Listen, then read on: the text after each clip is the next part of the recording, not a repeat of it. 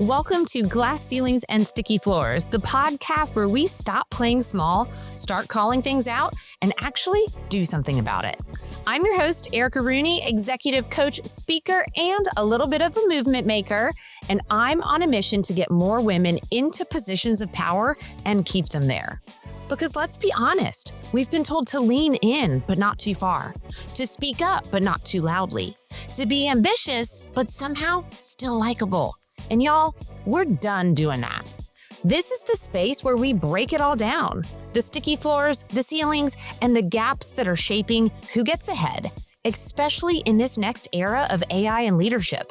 Some of it's mindset, some of it's burnout, and some of it is the system working exactly as it was designed.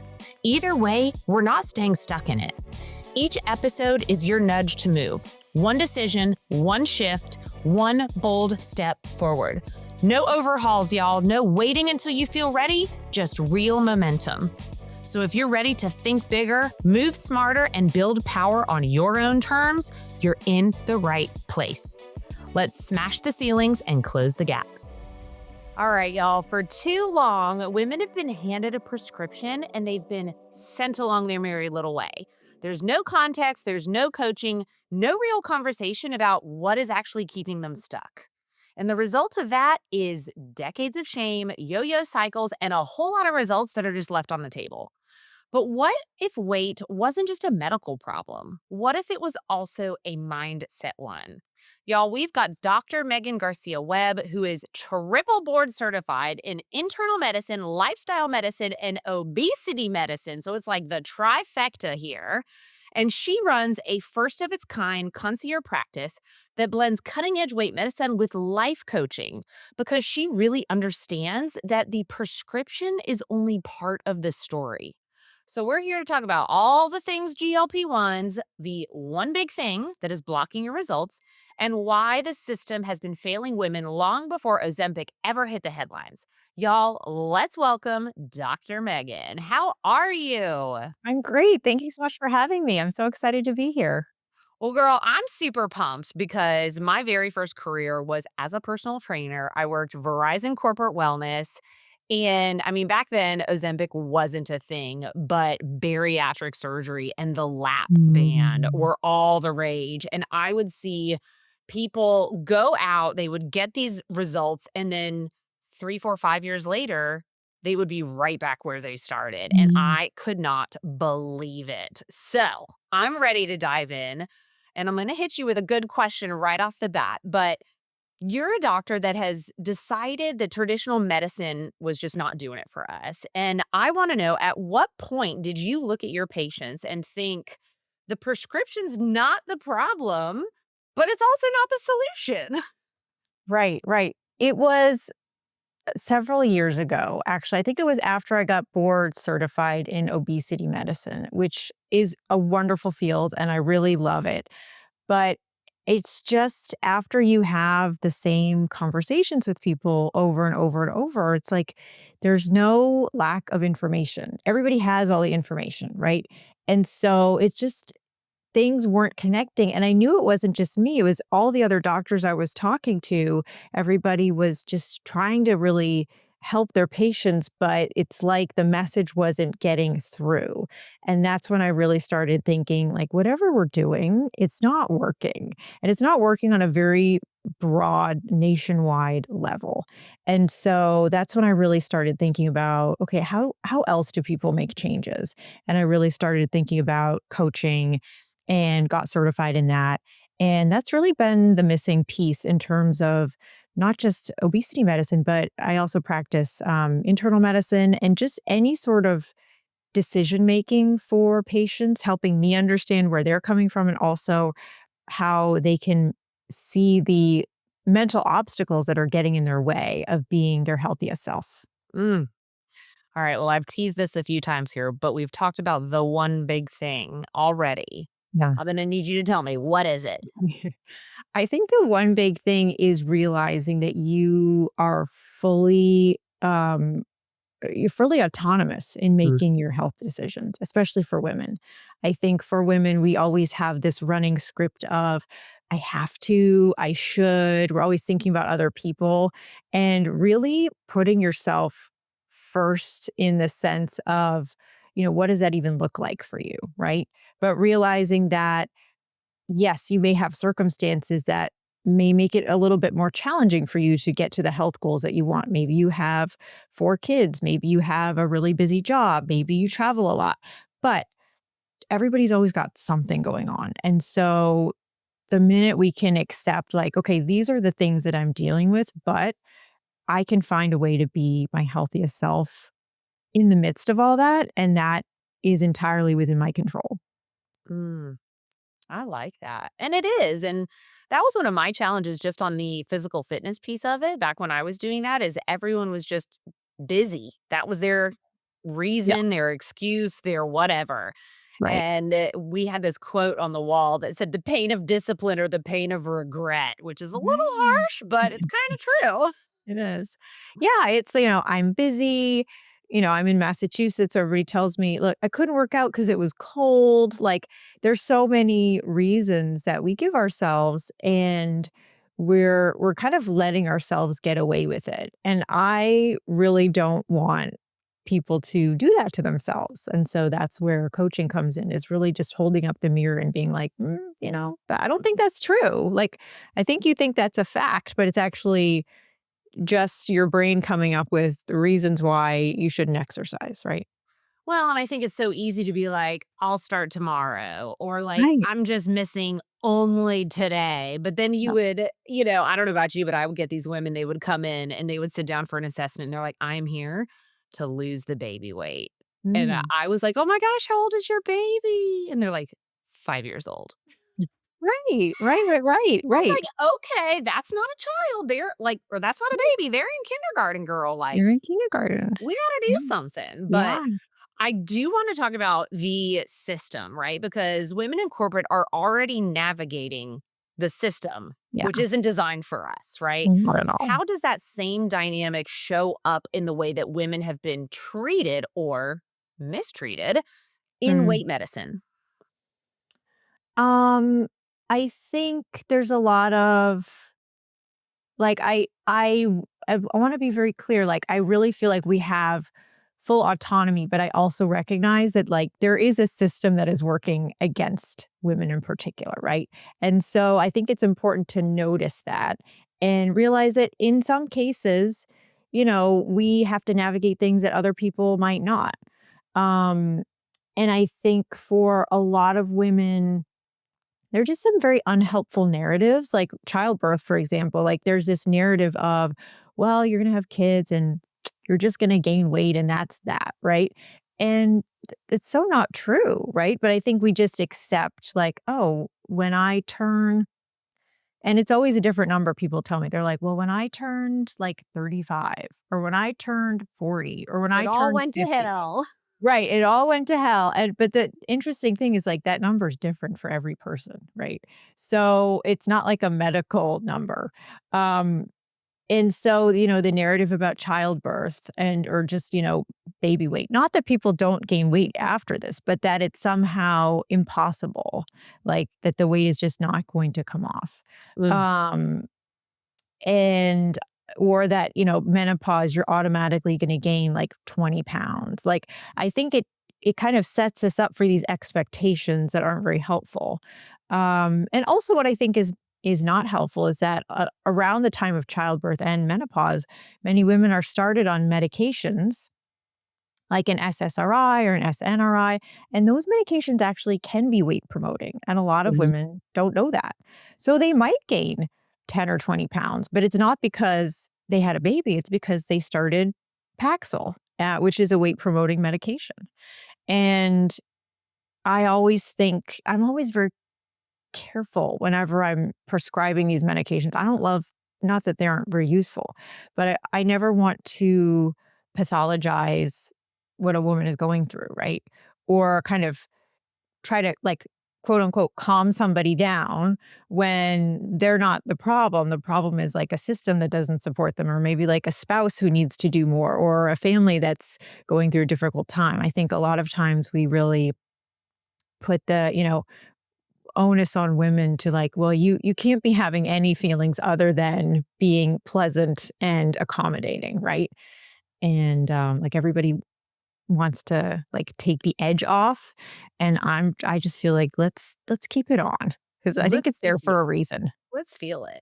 Yeah. So, when it comes to medicine, my book that's coming out in June is called The AI Gap: Women, AI, and the Next Great Leap Forward. And Mhm. I talk about how the system is designed and trained on a history of failures. And one Mm. of those failures that I discuss is the failure to include women and women's bodies in different medical studies. And I talk about it really in the cardiac sense, Mhm. because they were always trained on men, men's bodies, men's hormones. And then so when women showed up with these different signs and symptoms, they were just told, oh, you probably have anxiety, like go home, which then led women to be more likely to be misdiagnosed and mistreated for cardiac events. Do you ever see that when it comes to weight loss or weight management? Or is there any difference that you've noticed in even just how doctors interact with their patients with regards to the topic of like weight and then their in comparison with their gender? Yeah. I think, women's bodies change over our lifetimes, and they change a lot. And I think that can be very disturbing or disconcerting for people. And um, I don't think we're really as sensitive about that as we could be. Like, I think a lot, like when I talk to a lot of women, they're like, well, my primary care doctor or, my endocrinologist, or they just told me it was like, just deal with it. And I think there's this, there's a balance between like accepting natural changes and not pathologizing them. And also like listening to people and asking like, oh, is there something going on? Right? Is there a thyroid issue? Is there, does this person have like Cushing's disease? Does this person have, prediabetes or PCOS or all these other things? So I think it's just, just listening to the patient and not taking, women as a group of, well, they're going to have these problems, right? And so and that somehow people just need to accept it and deal with it, right? I Yeah. think is what a lot of women have been told, especially about like menopausal changes and things like that. Yeah. It's just very interesting because and this could be an assumption on my part, but it feels like from a societal standpoint, women are supposed to be much more aware of how they look physically, including Yeah. their weight and the shape and size of their body versus men. Kind of like that men get more distinguished as they get older and women just get old kind of bullshit. And so I was interested to see if that kind of applied in the weight area, but I don't know. What are your thoughts? I think, I always tell women who are in that kind of perimenopause or menopausal changes that it's not that menopause is going to be like, okay, here's 20 pounds, but there is a redistribution of weight that is like, it's kind of like reverse puberty essentially, right? So there is, you may notice that there's more weight around the middle than there was before, and that's pretty normal and natural.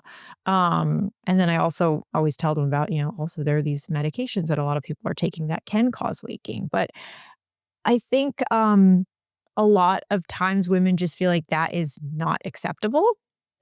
And to me, that is sort of sad, that we have this idea that these natural changes with time, that it's just kind of causes widespread panic in a way that my male patients don't have that. It's like I things are mean, I supposed to haven't be done the one single way. research, Yeah. but I would love to see the dollars that women spend on preventative aging products. And I don't just mean like face moisturizer, I Mm. mean all of the things, the Botox, the diet pills, the protein shakes that, are supposed to keep them full. But, I know that stress and cortisol and burnout, which is like all of the things that the women who are listening to this podcast experience, affect your weight at a biological level. And I would love to hear, can you tell me just a little bit about that so that we can get a good understanding for it? Yeah, I mean, there are so many things that we do in our everyday life that do not help keep us at a healthy weight. So, like sleep is huge in terms of just regulating our weight. And there's good research to show that when people start doing night shift work, like they Mm, typically gain weight. So, I think sleep is typically one area that is under prioritized by women that makes a huge difference.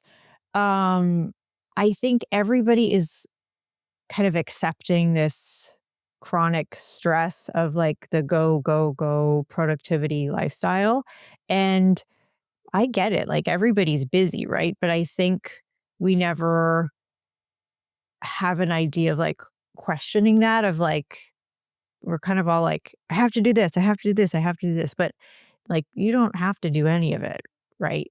And so I think the more we have kind of recognize our own agency of like, okay, I am going to go to work because I want to go to work and I want to stay employed, right? Versus like, I have to. I think making everything more of like, this was my choice to do that is a small switch, but is very helpful for women in terms of that narrative. Because mm. when people are in that, then they're eating faster. They're distracted more easily, right? They're thinking they're too busy, they can't exercise. And so it's just one of those ways that I think has a large downstream effect that we don't really recognize. Oh, sleep. It's just so elusive sometimes. It is. Yes. But I Yes. do love it. Oh my goodness. Okay, I wanna talk about all these GLP-1 medications Mhm. because that has come in like the biggest fad. It's like all the Nitos that these kids have these Yeah. days, those Squishmallows, they're everywhere, Yeah. okay? There's Ozempic, there's Wegovy, there's other ones I can't even pronounce. Mhm. It's a lot of noise too. But Yeah. so what do you think that women, since it's a women's podcast, Mhm. specifically need to know about these weight loss drugs that maybe they're not hearing, right? They're only hearing how wonderful they are. I lost 20 pounds in 2 weeks. Right. I think one really important thing to know is that they're forever. So, regardless of what they hear on social media, this is coming from somebody who like prescribes this all day, every day. Um, I never have any intention on weaning somebody off, taking them off, having them exit sometime in the future. And, that's 2026. Who knows where we'll be in 5 years, right? Things will be Medicine's different. crazy. Right. But they really are meant to be taken lifelong. And so it's just a commitment. They can be extremely helpful, but it is a commitment. And um, so that's something to be really aware of. Um, and I've then heard what the else was side I? effects are wild too. Nausea, dizziness. Yeah, the side effects they are so all over the place. I feel like it's a very there's some medications that I know just in general, I know like most people tolerate this very well. And there are some medications that I know like, this one is hard for most people. With the weight medications, it's really all over the map. At least once a day, I have somebody who has just lost weight and has zero side effects. And then, the next patient I have can just, feel like they took the baby dose and they're wondering like, did I get food poisoning? Right. And so, and on top of that, also the side effects can change over time. So you can have a really kind of easy way with the medication, and then you bump up to a medium dose, and all of a sudden, like that was a little harder for your body to handle. So there's just a lot of fluctuations, I would say, in side effects. So it's a good thing to be aware of. As you go. But my goal eventually is to get everybody to the place where it's very boring for people. Like the medication is very boring, it's very calm, and everything's kind of settled. Yeah. Is there guidance for when people get prescribed Wegovy? And I know that when I first heard of this drug come out, I assumed it was for morbidly obese people, for people who really needed to lose a lot of weight. Yeah. But I swear, I see all these moms who are running around. They're size 6, 4. They look healthy to me. Mhm. Now, again, looks can be deceiving, right? I'm not a Right. doctor. I don't know. Right. But they tell me I do that like once a week or every other day. And it just keeps me where I want to be. But they were never super overweight to begin with. What is up with that? Yeah, there is pretty clear criteria in terms of who would benefit from the medications and who to prescribe them to. And so it's people who have a BMI in the obese category, which is BMI of 30 or above, or it's people who have a BMI of 27 or above and at least one weight related medical issue. Mm. And so, but yes, there are people who maybe they have a BMI of 24, 25. You know, But that's they're not pre-diabetic typical. or something. Um, they could be pre-diabetic, but they still wouldn't meet criteria for the medication. Okay. Yeah. And so, I don't have a lot of people who ask me who are in that range, but typically I don't prescribe for people who are under a BMI of 27. The only time I will really think about it is, and again, this is kind of off-label use, which is very expensive because insurance will not cover it. Right? Um, but if somebody had like binge eating disorder, I think that can be like a really life-saving thing for them.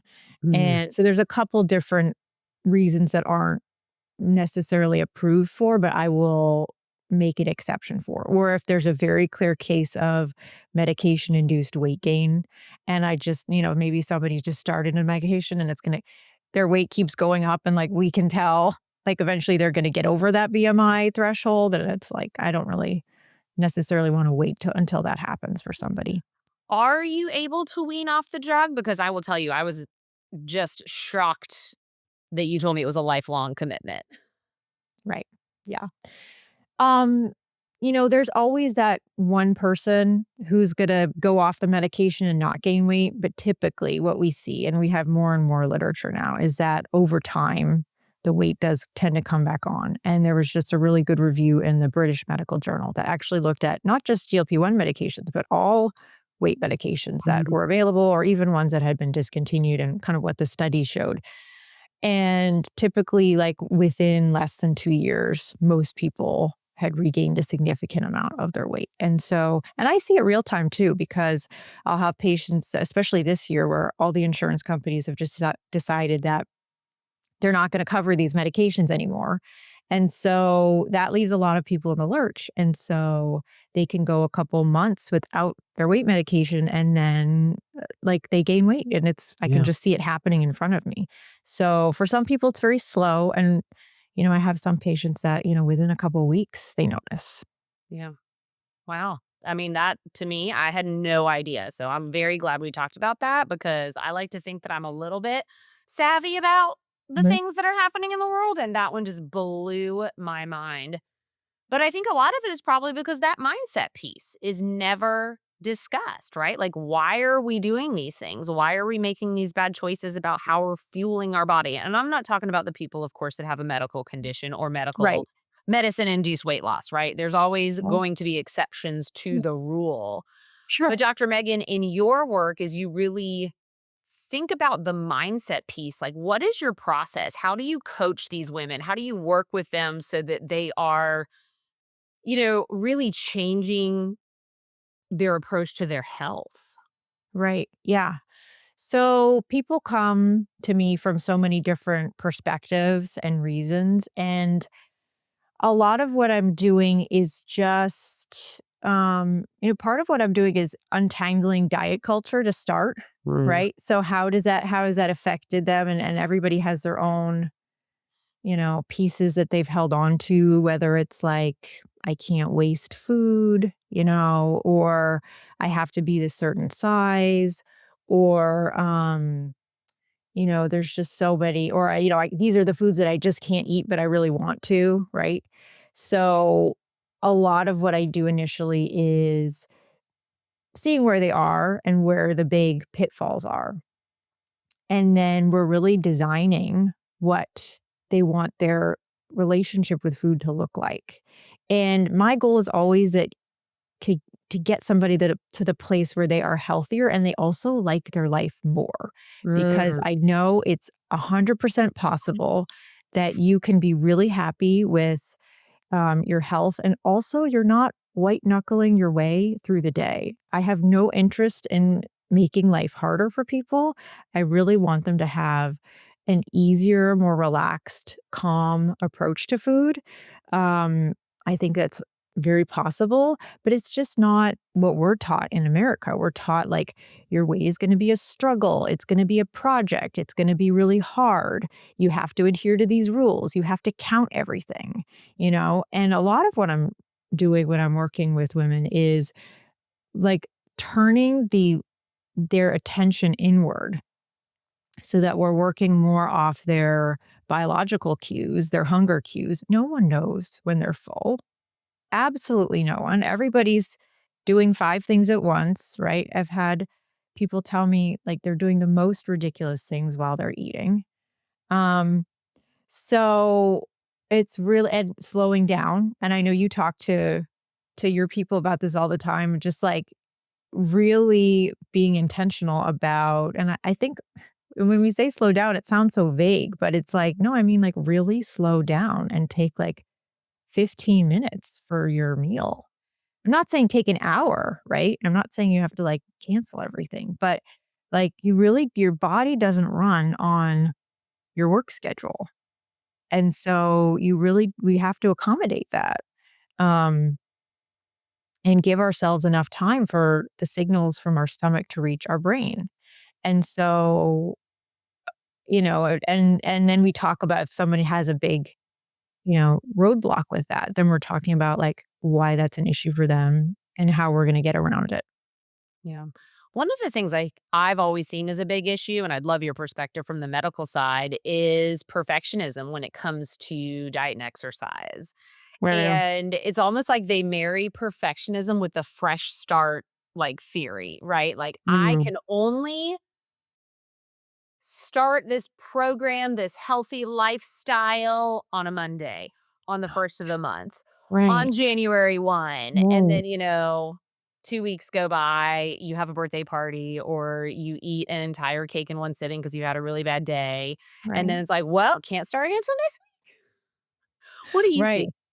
No, I think you're 100% spot on. There's so much like all or nothing thinking, and it's really detrimental to people. It's like, well, I couldn't do that, so I'm not going to do it at all. And I think a lot of people, they get into this cycle of like, nothing works. I've tried everything. Like, it's just, and that's kind of like the death spiral of hope for people, right? And they get into this really tricky place. And then it makes starting anything difficult again. And so I really like to have patients and clients track the things that they can control. Like everybody likes to track their weight, but I really like to track things like, okay, how many times this week did you stop eating when you were physically full, right? Like, because usually the issue with weight is overeating, but everybody's so focused on the scale. But really, it's like, why don't we just focus on like the actual practice of how you're eating, right? And what you're eating and get really specific about that and track that. Like, how many times in a week did you have half the plate was fruits and vegetables, right? These are things that are 100% your control. The number goes up and down, right? Throughout the course of a day. And so I like to kind of disengage people from that somewhat because some people they're just living and dying by that scale number. And I think that's really hard. How is your thought process about like your trifecta of all your board certifications, right? Obesity, internal medicine. What was the other one? Lifestyle medicine. Thank you. Lifestyle medicine. Okay. How has your viewpoint, or I should say, has your viewpoint evolved at all from when you've gotten all of those to where you are today? Um, yeah, I think people are very overwhelmed. And I think, coming from doing all these certifications and treating people for years, um, you know, it's easy as a physician to get very wrapped up in like the methods and the tactics and things like that. But I think really when I'm meeting with patients and clients, especially because everybody has social media now. And so they're getting a lot of different information. And so it's really Not about all good. not all good. Right. It's Not really all about, accurate. right. Right. It's really about recognizing that um, they're probably really overwhelmed and getting a lot of different, um, views. And so how can I make this like so accessible and easy for somebody and not contribute to that overwhelm? And really, and also just really find out what the problem actually is for somebody, what they're going through. Mm. Yes, I will just put a little shameless plug in that if you are looking all over the YouTubes and the TikTok for actual real medical content, which I know a lot of people do, Dr. Megan has a Mhm. YouTube show. So you Yeah. can go hit that up. But Dr. Megan, I would love to wrap it up with just one last question. And that's really going to be focused on the woman who's listening today, who's maybe not happy with her health, the state of her body, whatever the situation is, but she is a busy working woman. She's going. Mhm. Girl, she hadn't been to her physical in 3 years. She knows she needs to go, to the OBGYN. She knows she needs to get a skin cancer check. It's just another thing on her list, but she feels that immense frustration. What piece of advice would you give her? I would say, you know, recognize, like, don't take all the blame on yourself. Like, recognize that the working world, the 9 to 5, the school hours, like, none of that is really set up to help women get through the day easily. So there's a system that we're in currently that is not very helpful to us, and also a system that is not helpful to our health, right? Yeah. Like staying so busy and the availability of convenience foods and all of that is just kind of going around in the background. And so I think a lot of times we internalize this shame about not getting enough done. And I would say to start with, giving yourself compassion, but also trying to stay out of the overwhelm and just break things down piece by piece. Yeah. So I think, you know, confusion, overwhelm, those are never helpful emotions for us in terms of getting things done. And so I think not blaming yourself and also imagining that, like, what would it look like if you could get 25% of this done, if you could get a third of this done? Like, how, if you had, one of my favorite questions to ask people is like, if someone was going to give you $1 million to get these things done, like, you could make it happen. Like, but how would that work? Right. Right. You definitely make it happen. Yeah. Right. Oh, absolutely. I ain't leaving $1 million on the table. Right, right. So I think it's just a great exercise that encourages us to be creative. But I also never want to blame women for all the things that they have on our plate because I get it Yeah. 100%. No, I love that. I love not taking the blame. And I think a lot of it just really routes to that perfectionism for the high ambitious achiever. We always want to do our best work. And if we can't do our best work, we often just don't do our best work. And I've shared Right. on this podcast many times about I used to have this very warped mentality about what a workout was supposed to be. And Yeah. if the workout wasn't a very certain thing, it wasn't worth it at all. And Right. that my diet had to be this certain way. And it took a long time to unravel that. And that's why I think having someone like you that is both a doctor and has that coaching background that really understands how the brain plays into that is so important for people who actually want to have a healthy body, a healthy lifestyle, and have that last them. Yeah, I agree 100%. And I think we don't really stop to realize that, like, we can tell ourselves we're doing a great job. Like, we can tell ourselves, like, you did a gold star for you, right? And I think that is so, like, there's no mom police, there's no work police, there's no one, like, it's all in our head, right? And so I think if the default is, always telling ourselves all these things we have to do. Like we should at least spend some time intentionally, like congratulating ourselves on, can be the smallest thing, but no one else is going to do it for us. So you might as well start telling yourself, what, like, you can decide that you did a great job and no one else has to agree with you, but you can decide like that workout was fine or that workout was great. Now, not a single one of my friends cared if I actually worked out Right. today or if I only worked out for 10 minutes or if I worked out for an hour. They don't care. Right. That's it. 100%. Oh my goodness. I love it. I love this power combo of doctor plus mindset coach, bringing it all together, really going for that lasting change, which I think is so important because there's a lot of stories we have up in our heads that we got to untangle and unwind. And that is such a piece of it that you do not have time for in your annual physical when you go once every few years. That's right. 100%. All right. Well, Dr. Meghan, thank you so much for joining us on the podcast. Y'all, if you are listening, check out her YouTube, her LinkedIn, her webpage, all the places. She is there. Thank you so much, Dr. Meghan. Thank you so much for having me. If this episode resonated with you, don't let it stop here. Send it to a woman you care about, a colleague, a friend, someone who's been on your mind while you were listening. These conversations are meant to be shared, and you never know what one small shift can unlock for someone else. And if you haven't already, make sure that you're following the podcast. Leave a rating and write a quick review. It helps more women find this space, and it keeps these conversations going. If you're ready to go deeper, come a little closer.